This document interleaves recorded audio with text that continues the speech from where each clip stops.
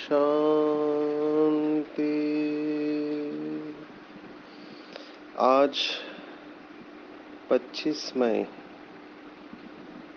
2022 भारत में बुधवार है। Today is 25th May 2022 and it's Wednesday in Bharat. आज की मुरली का जादुई रहस्य स्वयं को प्रेरणा देने के लिए magical secrets of today's Murli for motivating the self. आज की साकार मुरली में बहुत सारे टेक होम वर्ड्स हैं।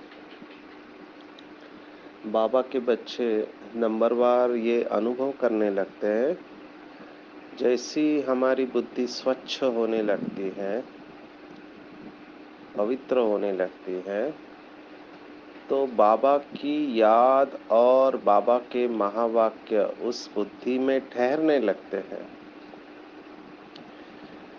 और ऑटोमेटिकली जैसे बाबा कहता है कि गाय से भी सीखना चाहिए कि गाय कैसे घास खाकर फिर उसको उगारती है।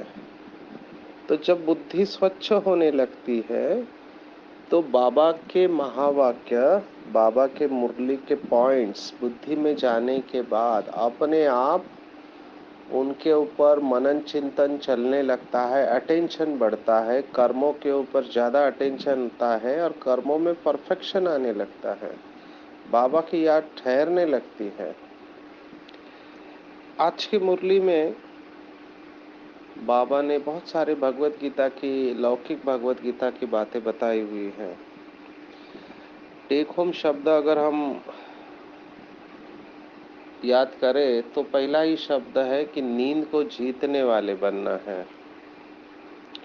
नींद को जीतने वाले, जिसको लौकिक भगवत गीता में गुड़ाकेश कहा हुआ है। हमने जब श्रीमद् भगवत गीता का स्टडी किया तो हमने अर्जुन के जो अलग अलग नाम देखे, उसमें एक नाम है गुड़ाकेश, जिसके दो अर्थ है। ये संस्कृत भाषा की सुंदरता है, एक ही शब्द के अलग अलग अर्थ होते हैं। तो गुड़ाकेश माना गुड़ा का निद्रा को कहते हैं। उसका ईश यानी स्वामी माना निद्रा का स्वामी, यानी जिसने नींद को जीता है। अभी इस शब्द का कई लोग अलग अर्थ निकालते हैं कि नींद को जीतना, इसका मतलब ये नहीं कि नींद नहीं करना है, ये गलत अर्थ हो जाएगा, क्योंकि नींद की तो आवश्यकता है। तो नींद को जीतना अर्थात आप अपनी इच्छा के अनुसार जब चाहे तब सो जाओ, जब चाहे तब उठो, ये अर्थ लेना चाहिए।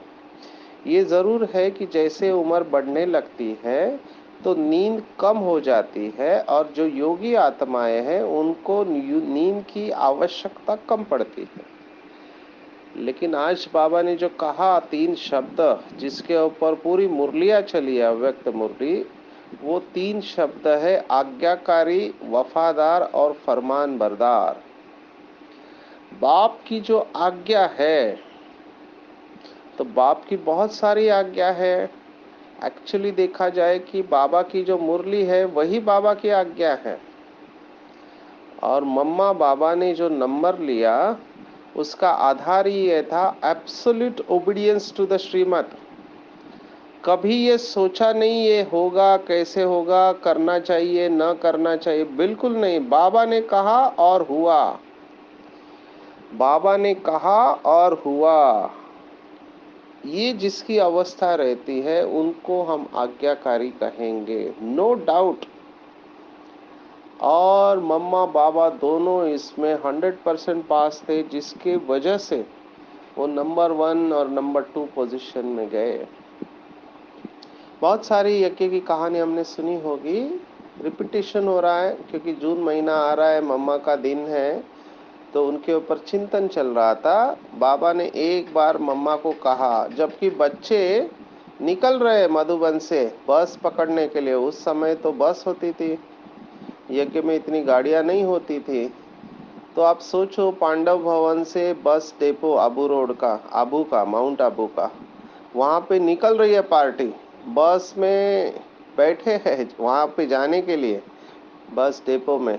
और बाबा कहता है मम्मा को कि मम्मा बच्चों को ऐसे ही भेज दोगे, उनको कुछ टोली नहीं दोगे? तो मम्मा कहती है हाँ बाबा। अभी आप सोचो कैसे बनेगी टोली, लेकिन मम्मा ने डाउट नहीं किया। बाबा ने बोला मना, हाँ जी, टोली बनाने लगी। हमने ये सब कहानी सुनी है। अभी दूसरे भी सोचने लगे कैसे हो सकता है, वो तो निकल गए डेपो की तरफ, लेकिन मम्मा ने बिल्कुल नहीं सोचा, वो बनाने लगी बच्चों के लिए टोली। और बनाते बनाते बाकी आत्माएं थे, उनको डाउट आने लगा कैसे हो सकता है, वो तो निकल गए, लेकिन मम्मा का कोई भी सेकंड थॉट नहीं कहा चला। बाबा ने कहा मना होना है। बनाते बनाते उसने बनाई टोली और एक भाई को भेजा। वो भाई भागते हुए गया, तो भागते भागते उसने देखा कि सभी बच्चे बस में बैठे और बस निकल रही है, लेकिन उसने भागते भागते बाबा के बच्चों को टोली का डब्बा दिया और सबको कहा कि बाबा ने आपके लिए टोली भेजी है। आप सोचो बच्चे कितने खुश हो गए होंगे। तो यहाँ पर दिखाई देता है मम्मा का एब्सोल्यूट ओबीडियंस टू द श्रीमत, आज्ञाकारी बनना, फरमान बरदार बनना। चेक करेंगे हम, क्या हम बाबा के ऐसे आज्ञाकारी, वफादार और फरमान बरदार बच्चे हैं? हद में भी कोई ऑफिस में अपने बॉस की आज्ञा को मानता है, घर में माता पिता की आज्ञा को मानता है या बड़ों की आज्ञा को मानता है, तो उनको कितनी दुआएं मिलती है जब आज्ञा पर चलते हैं बड़ों की। तो यहाँ पर सबसे बड़ा बाप कौन है? हाईएस्ट अथॉरिटी, जो जन्म मरण के चक्कर से न्यारा है, हाईएस्ट अथॉरिटी, ज्ञान का सागर, पवित्रता का सागर, सर्वशक्तिवान। जब हम उसकी आज्ञा पर चलते हैं तो सोचो हमको कितनी दुआ मिलेगी। और बाबा की सबसे पहली आज्ञा है कि अमृत वेला उठकर बाप को याद करना, क्योंकि बाबा को भी पता है कि अमृत वेला अगर अच्छा नहीं हुआ, अगर अमृत वेला ही अच्छा नहीं हुआ जो दिन की शुरुआत है, तो दिन भर ये क्या कर पाएंगे, क्योंकि सतो प्रधान समय का सहयोग होता है, क्योंकि दिन में वैसा फिर समय नहीं आता है। रात को नींद पूरी होकर अमृत वेले जो शांति होती है, वायुमंडल में भी शांति होती है, वायुमंडल के निगेटिव वाइब्रेशंस कम हो चुके रहते हैं और आत्मा परम धाम में स्थित हो जाती है। ये सबसे पहली बाबा की आज्ञा है कि आत्मा समझकर बाप को घर में याद करना। अभी ये आज्ञा नहीं फॉलो करेंगे अमृत वेला और दिन में, तो जैसे आज बाबा ने कहा ना, कई ऐसे बच्चे हैं जो एक सेकंड भी बाप को याद नहीं करते हैं। आप सोचो तो उनकी हालत क्या होगी जो आज्ञा को फॉलो नहीं करते। तो बाबा ने कहा वो निंदक बन जाते हैं। निंदक बन जाते माना बाबा की निंदा करने के निमित्त बन जाते हैं। इतना अटेंशन हमको श्रीमत के ऊपर, मुरली के ऊपर रखना चाहिए। कहीं मैं बाबा का निंदक तो नहीं बन रहा हूँ। बाबा ने कहा गुस्सा नहीं करना चाहिए, अभी यहाँ पे गुस्सा करते हैं तो क्या होगा। बाबा ने कहा कि धर्मराजपुरी में सजा खानी पड़ेगी और वहां कुछ नहीं चलेगा। कई बच्चे बाबा के ऐसे बोलते हैं कि भविष्य किसने देखा है। अभी ये जो है ये फिर से डाउट आ गया, भविष्य किसने देखा है, जबकि बाबा कहता है बच्चों मैं तुम्हें 21 जन्मों की राजाई की गारंटी देता हूँ। पर कुछ लोग कहते भविष्य किसने देखा है, अभी ही मौज कर लो, बाहर के कहते हम समझ सकते हैं, लेकिन बाबा के कुछ बच्चे भी इस कैटेगरी में आते हैं, कहते हैं अभी ही मौज कर लो, भविष्य में किसने देखा है क्या पद मिलेगा।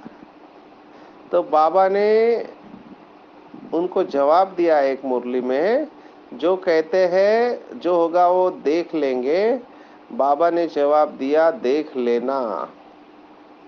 बहुत रहम आता है ऐसे बाबा के बच्चों के ऊपर, जिनको इतना सर्वश्रेष्ठ ज्ञान मिला हुआ है, वो बाबा का डिसरिगार्ड करते हैं, बाबा की आज्ञा पर नहीं चलते, फरमान पर नहीं चलते हैं। बाबा ने हमको हर कर्म के लिए आज्ञा दी हुई है। क्या देखना है उसकी आज्ञा है, क्या सुनना है उसकी आज्ञा है, क्या बोलना है उसकी आज्ञा है, हर कर्म की आज्ञा मिली हुई है। मम्मा बाबा ने ऐसे ही नंबर नहीं लिया, हमारी दादियों ने पहले भी सुनाया। शांतामणि दादी ने क्लास में कहा था कि बाप को भूलना भी डिसरिगार्ड है। देखो कितना अटेंशन रहा होगा दादियों का, हमारे बाप को भूलना डिसरिगार्ड है। दादी जानकी कहती थी कि आप कहते हो बाबा की याद ठहरती नहीं, मैं कहती हूँ बाबा को भूलना मुश्किल है। अभी कितना एटीट्यूडनल चेंज है। एक तरफ कहते हैं हमको बाबा की याद ठहरती नहीं है, और दूसरी तरफ दादी कहती है कि बाबा को भूलना मुश्किल है। ऐसे बाप को आप भूल कैसे सकते हो जो आपको इतना प्यार देता है। इतना प्यार करेगा कौन। मुझे याद आ रहा है कि चंद्रहास बाबूजी जो हमारे कंस्ट्रक्शन डिपार्टमेंट के इंचार्ज थे, है ना, साकार बाबा के वक्त से थे, फाउंडेशन से थे, तो उनके साथ वीआईपी भंडारे में भोजन करते थे। तो हमेशा उनको देखा कि कान में बाबा की मुरली सुना करते थे। तो जब भी उनसे बात करते थे केवल एक ही बात आती थी, और वो एक ही बात कहते थे। मैंने उनको देखा, इतना प्यार करेगा कौन। मेरे मेरे बुद्धि से वो चित्र ही नहीं जा रहा है उनका चेहरा, इतना नशा उनको रहता था, और बस इतना प्यार करेगा कौन, बाबा जैसा प्यार कोई नहीं कर सकता। अब ये महसूस करने की बात है, ये रियलाइजेशन की बात है कि इतना मीठा, इतना प्यारा शिव भोला भगवान, ये बोलने की जरूरत नहीं है। जिन्होंने ये अनुभव किया वो सबसे भाग्यवान है।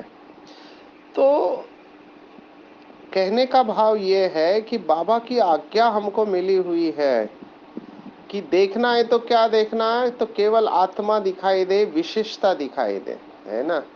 हर व्यक्ति के अंदर कोई ना कोई विशेषता जरूर दिखाई दे, और ये नहीं सोचना है कि ये ऐसा है वैसा है, नहीं। बाबा का सिकिलदा बच्चा है, आदि अनादि पवित्र आत्मा है। यहाँ पर भी अगर आज्ञा का उल्लंघन हुआ तो भी मार पड़ेगी। ये बाबा ने एक मुरली में कहा था। कई बार मुझे लगता है कि मुरली की गुह्यता आप लोगों को सुना दे, लेकिन कई लोग फिर निराश हो जाते हैं क्योंकि वो अवस्था मेंटेन नहीं कर पाते हैं। भी नंबरवार आत्माओं को पता चल जाएगा कि हमारा क्या पद होगा। तो बाबा ने कहा था कि देहधारी से देहधारी समझकर बात करना ये भी विकर्म है। जैसे आप पवित्रता की स्टेज पर पहुंचने लगते हो नंबरवार, जैसे हमारा वस्त्र, आत्मा रूपी वस्त्र स्वच्छ होने लगता है, तो छोटा सा दाग भी बड़ा दिखाई देता है। तो देहदारी को देहदारी समझ के बात नहीं करना है। आत्मा है, आत्मिक दृष्टि वृत्ति हमारी पक्की होनी चाहिए। तो नंबर 1 ये है, आत्मिक दृष्टि वृत्ति पक्की होनी चाहिए। फिर बोल बोल हमारे मीठी होनी चाहिए, स्नेह युक्त। बाबा की श्रीमत है, कम बोलो, धीरे बोलो, मीठा बोलो, और सत्य बोलो, तोल के बोलो, किसी को हर्ट नहीं करना है। तो बोल में स्नेह और शक्ति दोनों होना चाहिए। बोल के लिए भी आज्ञा मिली हुई है, फिर सुनने के लिए भी आज्ञा मिली हुई है। क्या सुनना है क्या नहीं सुनना है। कभी भी झरमुई झगमुई माना झगड़े की बातें, जिसको बाबा ने कहा इविल बातें न सुननी है न सुनानी है। तो चेक करना चाहिए, क्या मैं इन आज्ञा के ऊपर चलता हूँ। दिन भर में हर कर्म के लिए आज्ञा मिली हुई है। सेवा करते समय मैं निमित्त सेवाधारी हूँ, इसकी भी आज्ञा मिली हुई है। तो चेक करना चाहिए, डिटेल में लिस्ट निकालनी चाहिए कि आज्ञाओं की क्या लिस्ट है। क्या मैं बाबा के फरमान पर चलता हूँ? क्या मैं बाबा के साथ वफादार हूँ? जब ऐसी हमारी अवस्था होगी और हर सेकंड को हम सफल करेंगे, हर सेकंड, जिसको कहा गया है श्वासोश्वास याद करना और रात दिन सर्विस करना।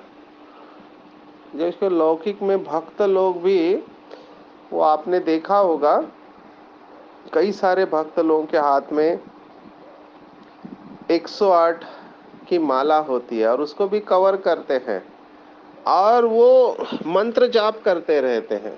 जैसे इस्कॉन वाले हैं, तो वो मंत्र जाप करते रहते हैं और बोलते हैं कि हरे राम हरे कृष्ण कृष्ण कृष्ण हरे हरे।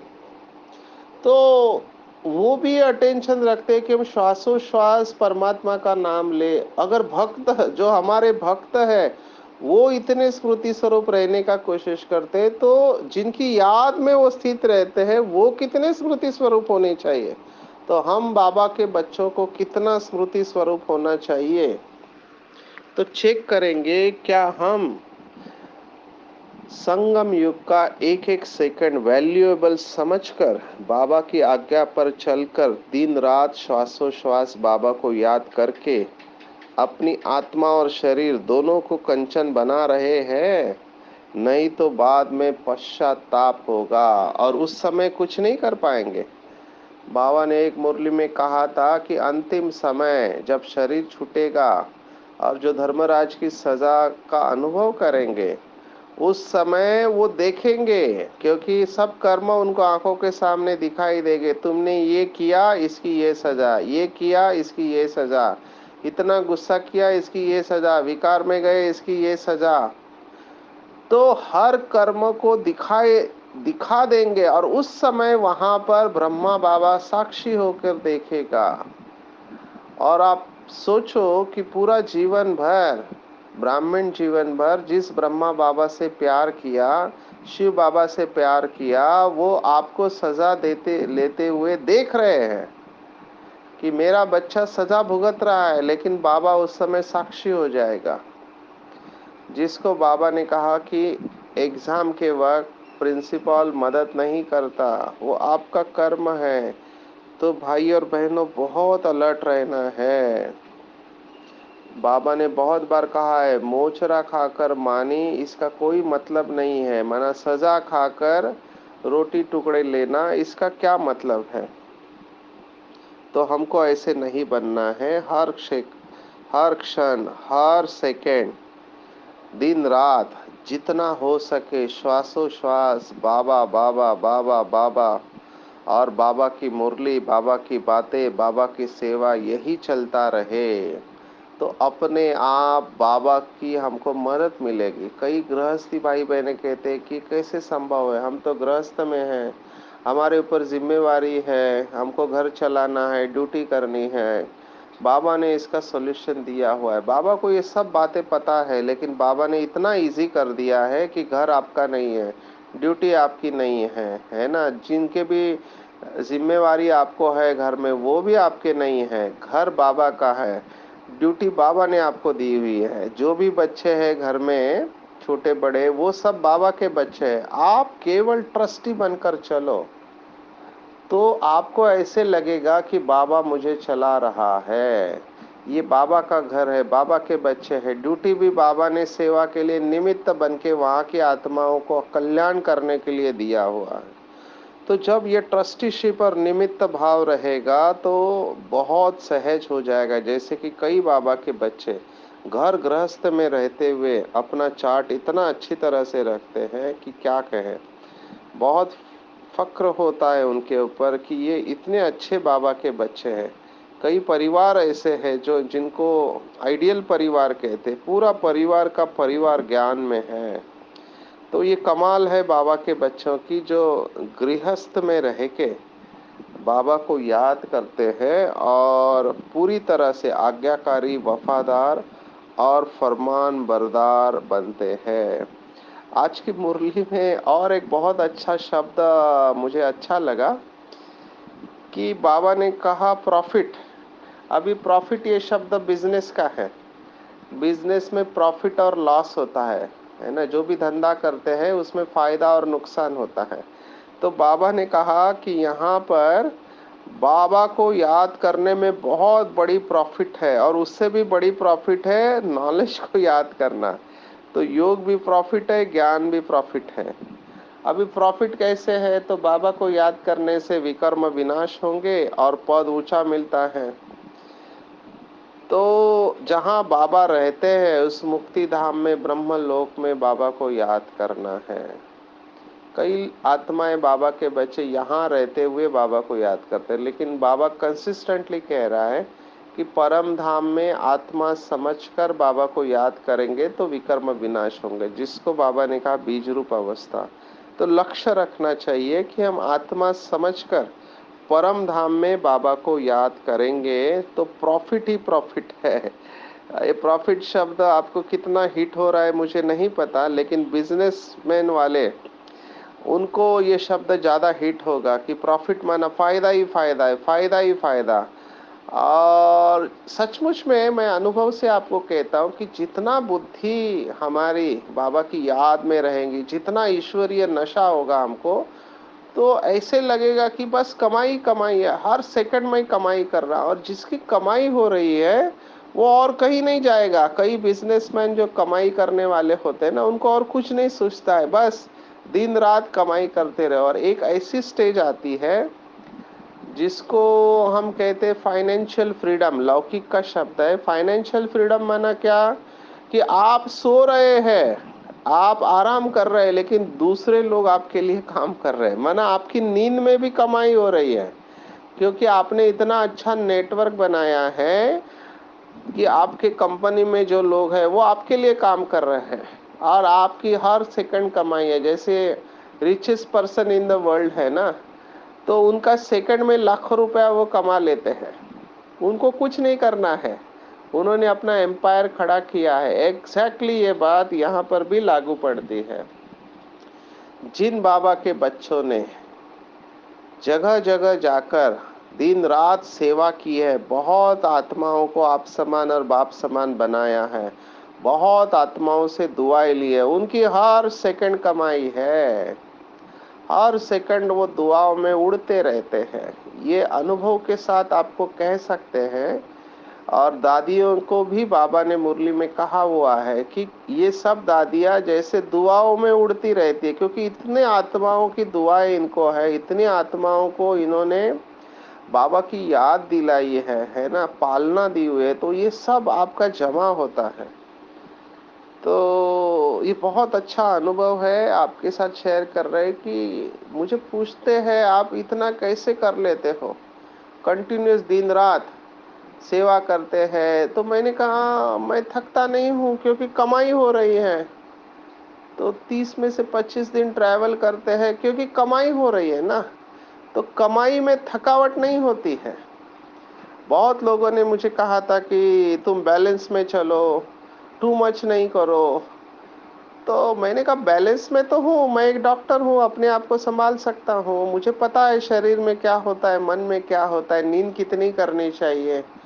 नहीं, थोड़ा अपने लिए पैसे भी इकट्ठे करो, बूढ़े हो जाओगे तो कौन देखेंगे, वगैरह वगैरह। अभी मुझे कोई संकल्प नहीं है, लेकिन ये जो आजू बाजू में लोग रहते हैं उनके संकल्प वो चला रहे हैं। तो आपको बहुत संभाल के रहना चाहिए ऐसी आत्माओं से जो आपका प्रोग्रामिंग करते रहते हैं। आप अच्छे भी होंगे तो भी आपके अंदर डाउट पैदा करेंगे। मैंने कहा मैं श्रीमत पर, शिव बाबा की श्रीमत पर चल रहा हूँ, मुझे किस बात की चिंता। चलो अगर कुछ हो भी गया, समझो ऊपर नीचे कुछ हो भी गया, तो जिम्मेवार शिव बाबा है ना। अगर शरीर भी छूट जाए तो भी मैं रोते रोते नहीं जाऊंगा, क्योंकि मुझे पश्चाताप नहीं हुआ होगा। क्योंकि बाबा ने कहा था संगम युग का हर सेकंड वैल्यूएबल है। अगर 2 वक्त की रोटी मिल रही है आपको और आपके ऊपर कोई जिम्मेवारी नहीं है, तो बाबा की सेवा में लग जाओ। अभी ये बात सबके लिए लागू नहीं पड़ती है। गृहस्थी वालों को बच्चों को संभालना है, घर को चलाना है, तो उनको ये सब पॉसिबल नहीं है। उसमें भी मैंने देखा है, उसके बावजूद भी कुछ गृहस्थी अपने आप को फ्री कर देते हैं।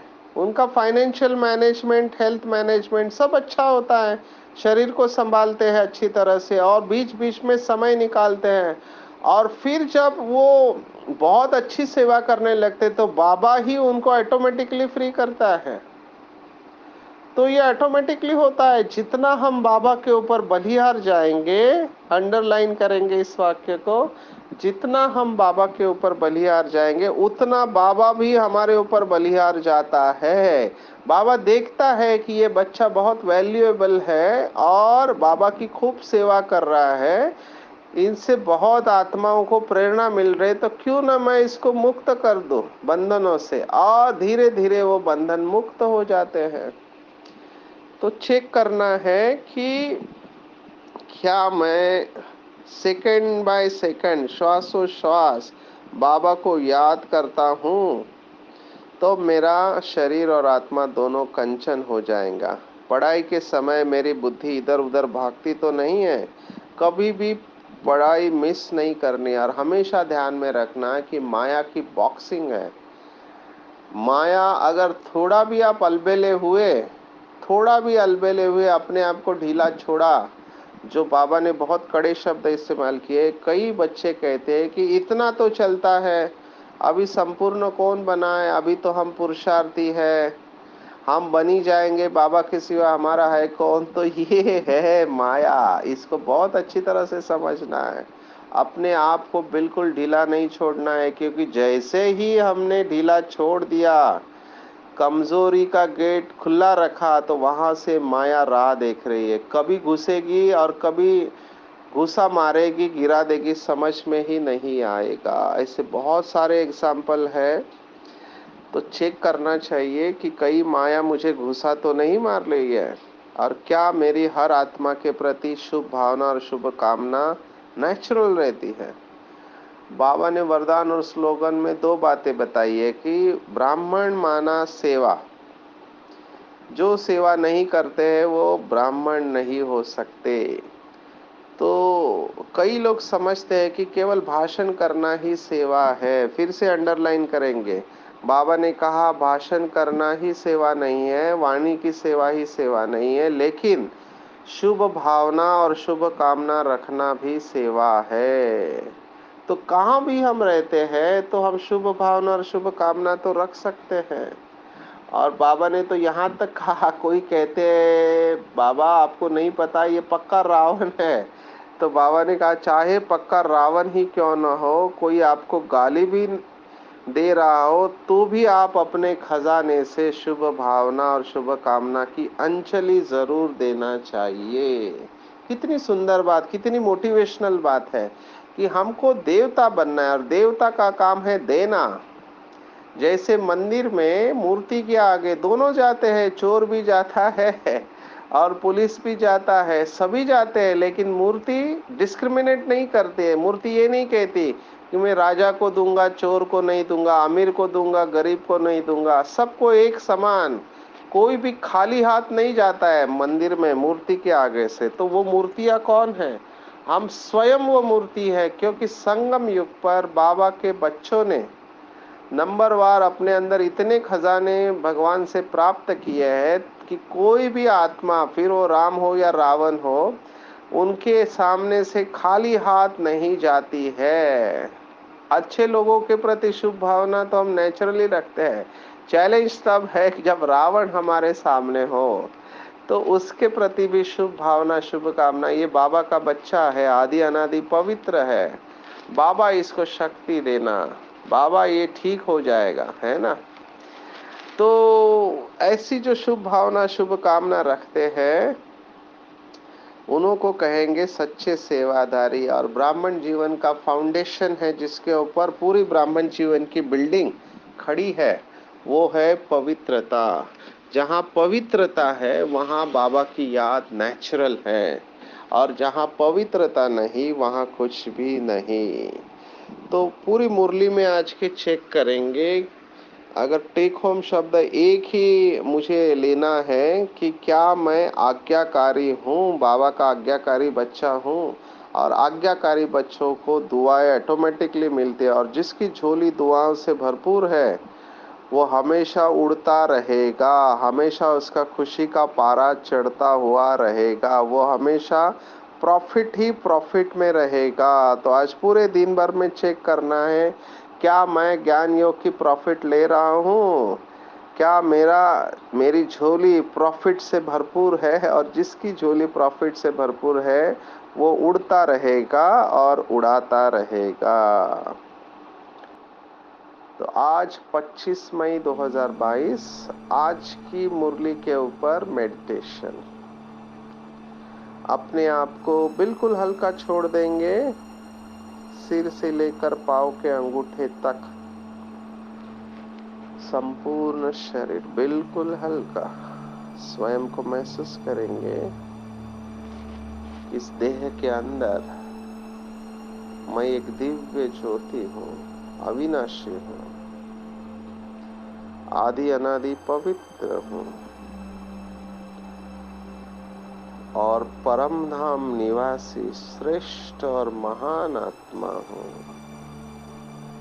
ऊंचे ते ऊंचे शिव बाबा की संतान।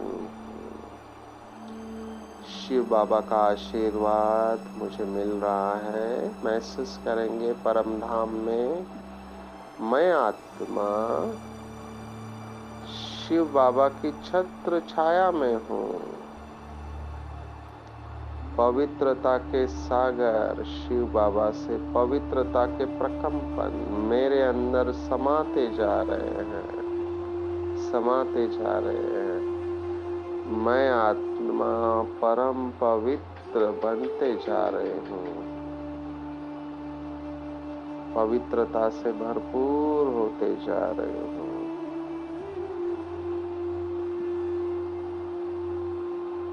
मेरे जन्म जन्मांतर के पाप कर्म भस्म हो रहे हैं। मैंने महसूस किया कि संगम युग का समय बहुत वैल्यूएबल है और बाबा की याद में कमाई ही कमाई है, प्रॉफिट ही प्रॉफिट है। इसलिए हर क्षण चलते फिरते, खाते पीते, उठते बैठते मैं बाबा की याद में रहती हूँ। मुझे बहुत अच्छा लग रहा है, मैं अंदर से भरपूर हो रही हूँ, अंदर से भरपूर हो रही हूँ। बाबा मुझे भर रहा है। मेरी जन्म जन्मांतर की थकावट दूर हो रही है। मैं संतुष्ट मनी हूँ। हर आत्मा जो मेरे संबंध संपर्क में आती है उसके प्रति शुभ भावना और शुभ कामना रखना मेरे लिए अति सहज है। कोई भी आत्मा मेरे सामने आती है वो खाली हाथ नहीं जाती, कुछ न कुछ अंजलि जरूर लेकर जाती है। बाबा ने मुझे ईश्वरीय सेवा के लिए निमित्त बनाया है। मैं स्वयं को बहुत भाग्यवान समझती हूँ और बाबा की आज्ञा पर चलने वाली, बाबा के फरमान को मानने वाली, एक बाप के साथ ही सर्व संबंध रखने वाली मैं आज्ञाकारी, वफादार और फरमान बरदार आत्मा हूँ। मुझे बहुत रूहानी नशा है कि स्वयं भगवान ने मुझे अपना बना लिया। पाना था सो पा लिया। अभी मेरी कोई भी इच्छा नहीं है। बाबा मुझे जहाँ रखे, जैसे रखे, जो खिलाए जो पिलाए मुझे मंजूर है और मैं घर चलने के लिए तैयार हूँ। ओम शांति शांति शांति। सर्वशक्तिवान बाप हमेशा मेरे साथ है, उसका वरदानी हाथ मेरे सिर के ऊपर है। बाप दादा मुझे दृष्टि दे रहा है और बाबा मुझे कह रहा है कि बच्चे नींद को जीतने वाले बनो। तुमने कल्प कल्प नींद को जीत कर बाबा को याद किया है और एक एक सेकेंड अपना ईश्वरीय सर्विस में सफल किया है। तुमने हर कल्प योग के द्वारा अपनी आत्मा और शरीर दोनों को कंचन बनाया है। हर आत्मा को आपने कल्प कल्प अंजलि जरूर दी है। तुम परम पवित्र हो, तुम मेरे हो। जाओ विश्व का कल्याण करो। सभी विश्व और उसकी आत्माओं को दुखों से मुक्त करो। तुम्हारी विजय निश्चित है, निश्चित है, निश्चित है। बाबा से ये वरदान प्राप्त करके मैं आत्मा खुशी में विभोर हो रही हूँ। बाबा से नयन मुलाकात कर रही हूँ और बाबा की बाहों में समा चुकी हूँ। बाबा ही मेरा संसार है, बाकी सब असार है। और बाबा से पक्का वायदा करें, हाँ बाबा, मैं हर क्षण आपकी श्रीमत पर चलकर आज्ञाकारी, वफादार और फरमानबरदार बनूंगी। मेरा बाबा, मीठा बाबा, प्यारा बाबा और दुलारा बाबा, सच्चा बाबा और अच्छा बाबा, दयालु बाबा, कृपालु बाबा, वाह बाबा, शुक्रिया बाबा, शुक्रिया। अच्छा, ओम शांति।